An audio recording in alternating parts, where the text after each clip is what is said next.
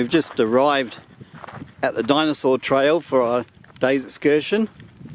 We've just driven out of Winton, had a beautiful breakfast, and now we're back out for the day. And this is the whole part of the dinosaur trail that's famous out this way, and we're going down to the dinosaur laboratory, which is, I think, where they look at all the fossils and clean the fossils. So we've got a bit of a walk. But you can see the countryside. It's just absolutely beautiful. I'm so excited to be out today and so blessed that we can come out to this kind of countryside, which we've never seen before. So I hope you're also enjoying the time that we're having.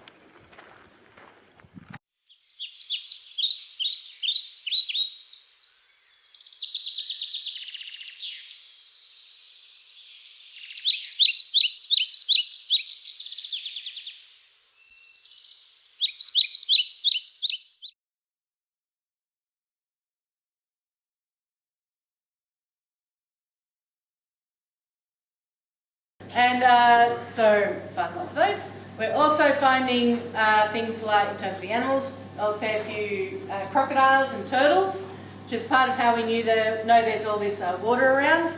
We also find, just last year, we were able to announce that we found our very first pterosaur. So a pterosaur is not a dinosaur. People will tell you they're dinosaurs, they're not. They're fairly closely related, but different type of flying reptile.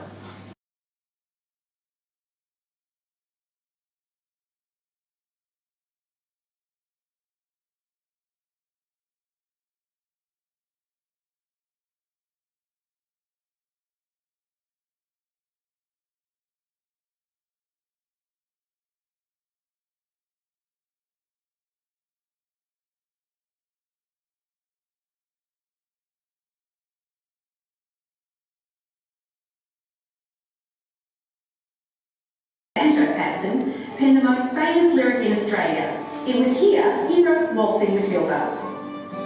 One of Australia's most widely known bush ballads, Waltzing Matilda tells the story of a swagman camped by a waterhole. But there's more than one famous banjo and Matilda in Winton. On most digs, they discover a bone or perhaps a partial skeleton. But on one dig, they discover the remains of two different dinosaurs buried together in what was once an ancient billabong. These are the remains of the two creatures the Australian Age Dinosaurs Museum has fondly named Banjo and Matilda. Can you tell me more about them? Did you find them? No, I didn't actually find Banjo and Matilda. They were found by a lady who's the other side of Winton, probably 150 kilometres away from us. And she rang Judy and I up and said, there's this great big bone in the ground, come and have a look. There was a huge sauropod dinosaur, but not only that, there was a ranger in the pit with her, and within our first dig, we found a couple of little bones. We realised there was something pretty exciting there because it was definitely not Matilda. And when we kept going, of course, there's a beautiful sauropod dinosaur, and it says a carnivorous dinosaur right beside Matilda, so two dinosaurs at the price of one. Banjo was the first carnivorous dinosaur known by more than one bone or one scrap of bone in Australia. And Matilda was exactly the same. She was the most complete specimen of a sauropod that we found today.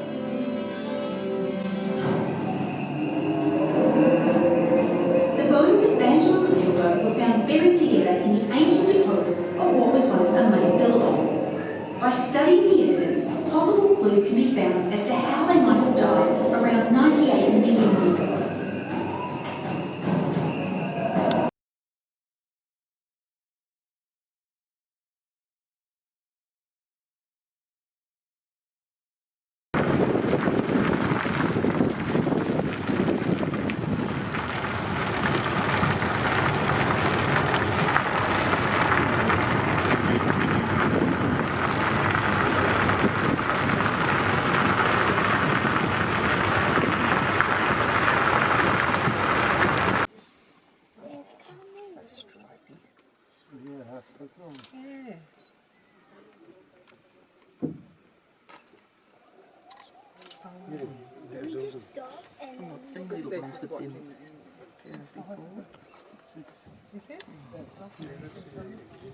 Oh, the front, that one.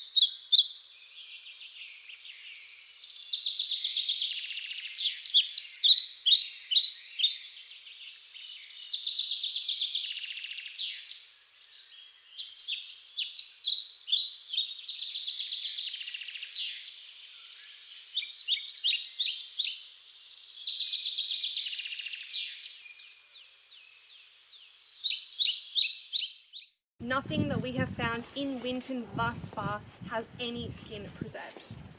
The other really special thing about the Cunburrosaurus is we know what it ate for dinner just before it died.